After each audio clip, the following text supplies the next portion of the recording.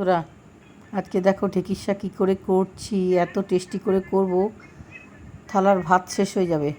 দেখো ঢেঁকির শাকগুলোকে ভালো করে বেছে নিয়েছি, বেছে ঝিরিঝিরি করে কাটতে হবে, কিন্তু কাটার উপর নির্ভর করছে শাকের টেস্ট।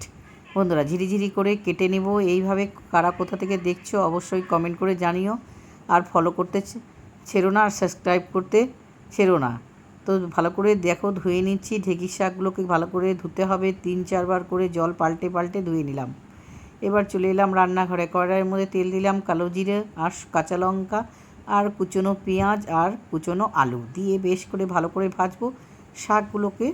এবার ভাজা হয়ে গেলে আলুটা শাকগুলো ছেড়ে দিলাম। বেশ, তার মধ্যে হলুদ দিয়ে দিলাম, লবণ দিয়ে দিলাম, আর কিছু না, ধনেপাতা দিয়ে দিলাম। দিয়ে একটু ভালো করে সুন্দর করে ভাজা ভাজা করব, ঝরঝরে করে সুন্দর, কিন্তু ক্যাতকাতা হবে না। তো দেখো রেডি হয়ে গেল আমার শাক, এবং গরম গরম ভাত দিয়ে খাবো, দারুণ টেস্টি। তোমরা বানিয়ে নাও। সবাই যদি ভালো লাগে অবশ্যই শেয়ার সাবস্ক্রাইব করে নিও। চলো বাই আজকের মতন।